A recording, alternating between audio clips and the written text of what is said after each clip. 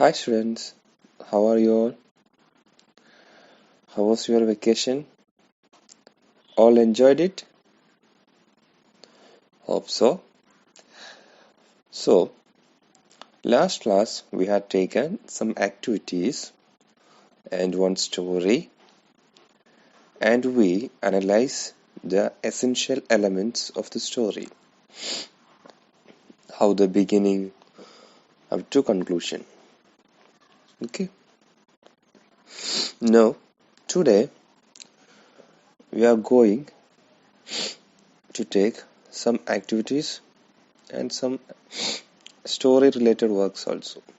These all activities are related to story making. How the story begins, how the story should end, how the story should develop, etc. etc. Are you ready? Can we go? Okay. Let's take page number 40. The story, Keep Your Eyes Open, begins with the sentence, Once upon a time there was a lion. Different stories may have different beginnings. Here are a few beginnings of stories. Go through them. Lots of കുറച്ച് beginnings ആണ് അല്ലേ, സ്റ്റോറീസിന്റെ beginnings ആണ് ഇവിടെ കൊടുത്തിട്ടുള്ളത് അല്ലേ. ഏതൊക്കെയാണ് beginnings കൊടുത്തിട്ടുള്ളത്? ഇവിടെ 6 ബിഗിനിങ്സ് കൊടുത്തിട്ടുണ്ട്. On the 20th of May in the evening. പിന്നെന്താ? One of the fair side of green trees. It was a very hot day. One fine day. Long ago, there was a desert with blowing death night. In this activity, you have to do which one is you feel more interesting. ഇതിൽ ഏറ്റവും interesting ആയിട്ട് തുടങ്ങുന്നത് ഏതാണെന്നാണ് നിങ്ങൾക്ക് തോന്നുന്നത്? Which sentence you like most? ഏത് sentence ആണ് നല്ല interesting ആയിട്ടുള്ളത്? Okay. Here you have to read more fables and more stories. Okay, lot of stories you have to collect. Lots of stories I sent in the introduction only. Do you remember in that introduction class? Okay, so lots of story I said in that time only. You have to go through it and you have to collect the beginning of all stories. Set ചെയ്തിട്ടുള്ള അല്ലെങ്കിൽ നിങ്ങൾ ഏതെങ്കിലും story collect ചെയ്തിട്ട് ആ സ്റ്റോറിയിലെ beginning മാത്രം collect ചെയ്യണം. Okay, എന്നിട്ട് you have to write it in your notebook and you have to send it me back. Understood? Or else try to write in a good paper. We will display in our classroom after our school will open. Okay, നല്ലൊരു പേപ്പറിൽ വൃത്തിയായിട്ട് എഴുതിയിട്ട് send ചെയ്യാം. Understood? Now our second activity is about the ending of the story, right? Let's examine the ending of the story. Can you think of different ending to the story? Here are 2 different endings. Different endings ഉണ്ടാവുമോ സ്റ്റോറിക്ക്? നമുക്ക് ഏതൊക്കെ രീതിയിൽ end ചെയ്യാം സ്റ്റോറിനെ? Add few more endings in the space provided. അവിടെ ആ 4 കോളത്തിൽ നമ്മളോട് കൂടിയിട്ട് ഡിഫറെന്റ് ആയിട്ടുള്ള എൻഡിങ്സ് വെക്കാനാണ് പറഞ്ഞത്. ഏത് സ്റ്റോറിക്കാണ്?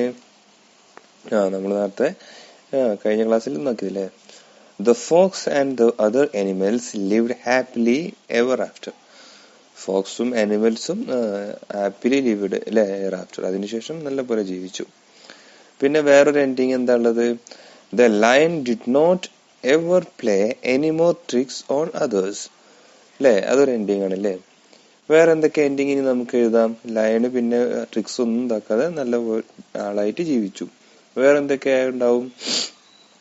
ലയൺ വെരി ഓൾഡ് ഇരുന്നില്ലേ. The lion died because after not getting the food the lion died അല്ലേ. പിന്നെ എന്താ? the animals lived very happily, അല്ലെങ്കിൽ the animals made the fox as their king. അങ്ങനെയൊക്കെ എഴുതാം. Okay, etc etc you have to write. Understood? You can collect the endings also. നമ്മൾ beginning നേരത്തെ collect ചെയ്തില്ലേ, അതുപോലെ കുറച്ചൊക്കെ എൻഡിങ്സും നമുക്ക് ഇതിനെ കളക്ട് ചെയ്യാം ഇതിന് വേണ്ടിയിട്ട്. Understood?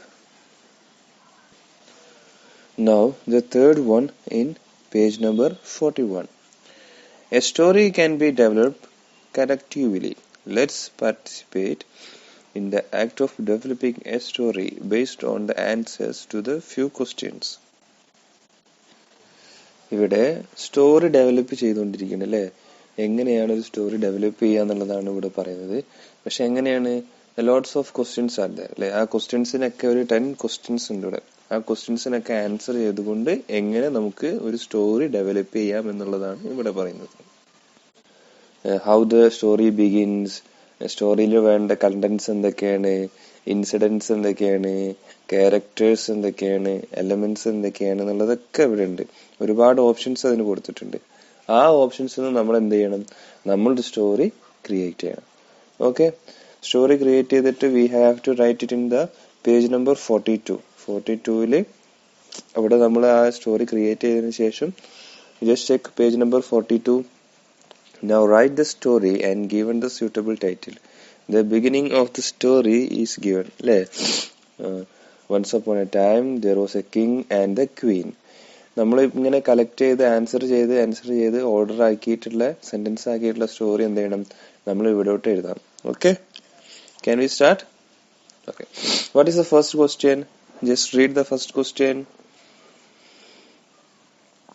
The story is about a king and queen. Where did they live? Story എന്താണ്, കിങ്ങിനും ക്വീനും പറ്റിയിട്ടാണ് എന്തായാലും അല്ലെ.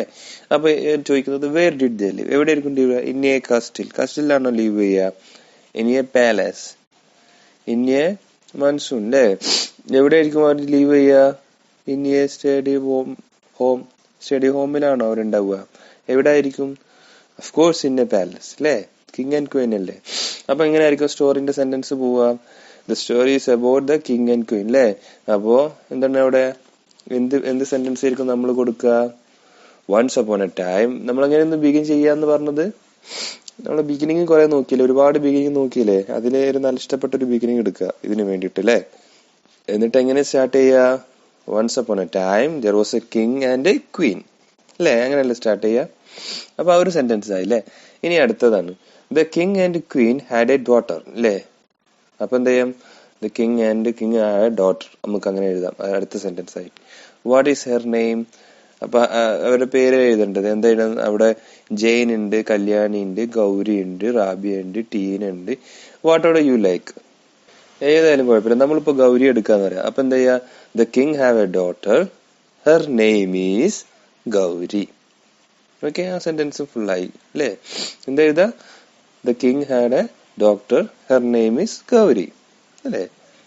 ഇനി ഹൗ ഡിഡ് ഷീ ലുക്ക് എന്നുണ്ട്, അതെന്താ ചെയ്യാ, ഷീ വാസ് വെരി ബ്യൂട്ടിഫുൾ, അല്ലെങ്കിൽ വെരി ഗോർഷ്യസ്, അല്ലെങ്കിൽ വെരി പ്രിട്ടി. അഗ്ലിന്ന് എഴുതാൻ പറ്റുമോ? അഗ്ലി സ്ലിം എന്നൊക്കെ എഴുതാൻ പറ്റുമോ?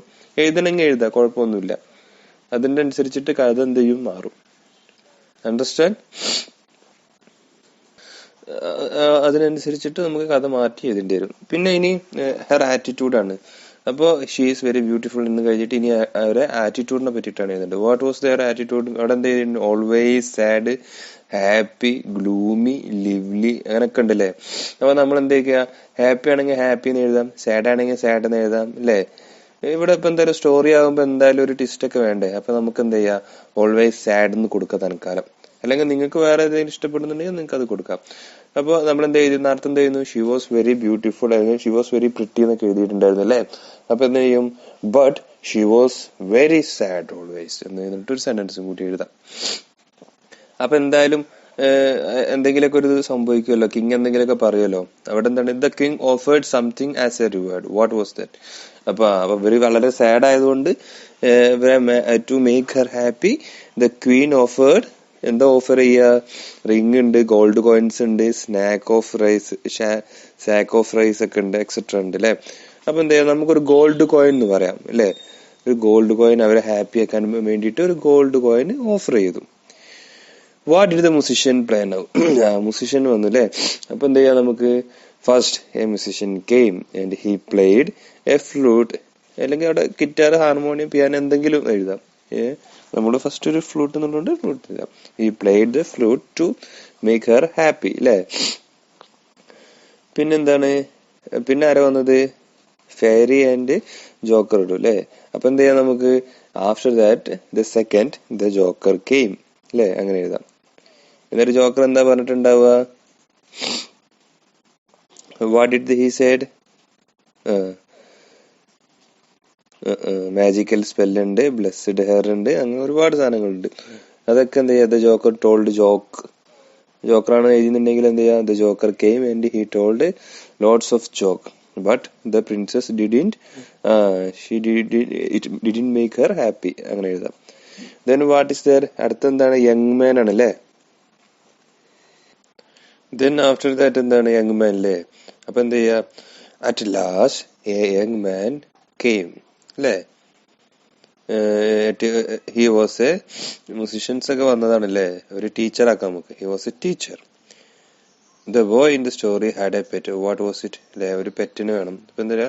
ഹി ഹാഡ് എ കാറ്റ്, അല്ലെങ്കിൽ he had A dog, square, parrot, ഏത് വേണമെങ്കിലും ആവാം. സ്ക്വയറിലാക്കണമെങ്കിൽ സ്ക്വയറിലാക്കാം, പാരറ്റ് ആക്കണമെങ്കിൽ പാരറ്റ് ആക്കാം അല്ലേ? What happen when the princess saw the pet?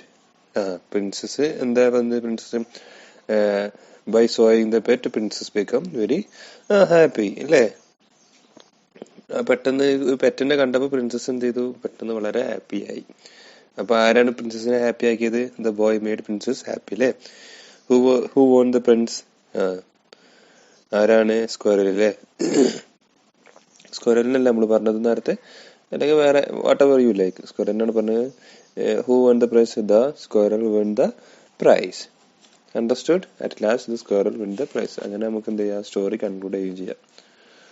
So like that you have to write in page number 42 the fourth activity.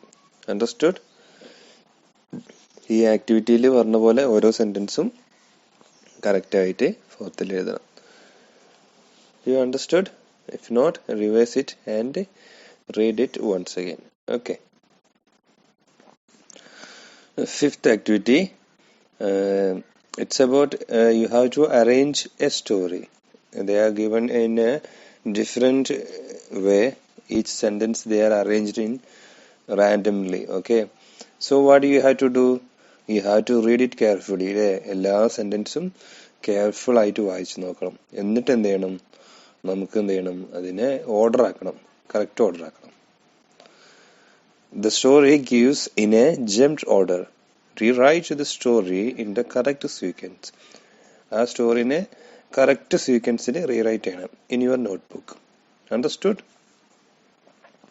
All of you read that story. എല്ലാവരും ആ story read ചെയ്ത് എല്ലാ സെന്റൻസും read ചെയ്ത് അതിലേത് sentence ആയിരിക്കും first വരുന്നത്? A big bad wolf saw the first and second pig and decided to make a meal of them. അല്ലേ? It's first. അത് first ആയിരിക്കും അല്ലേ? ഇനി സെക്കൻഡ് ഏതായിരിക്കും? Just read it carefully. Read all the sentence. Yes, the last one. The first and the second pigs were lazy and they built their house very quickly with straw. Understood? Now third one ഏതായിരിക്കും? Even though the pigs tried to hide in their house, the wolf blew it down in minutes. Then fourth one, read it. ഇനിയിപ്പോൾ ഏതൊക്കെയാണുള്ളത്? Second one ഉണ്ട്, fourth one ഉണ്ട്, fifth one ഉണ്ട് അല്ലേ? ഇതിലേതായിരിക്കും?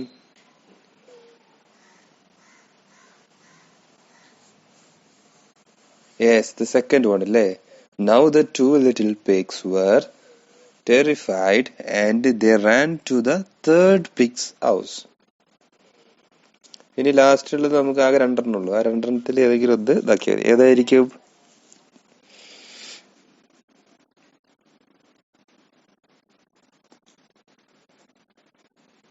The third pig worked hard all day and built his house strong with bricks. Understood? Now the last one. Last one the wolf tried to huff and puff the house down, but he could not, and he did in attempt. Died in attempt. Understood? So that was the story. You have to arrange this in this manner. Okay? That's all today. Write this fifth activity in your notebook and send me. So today we had taken the fifth, fourth, third, second and the first activity. Understood? So take care all of you.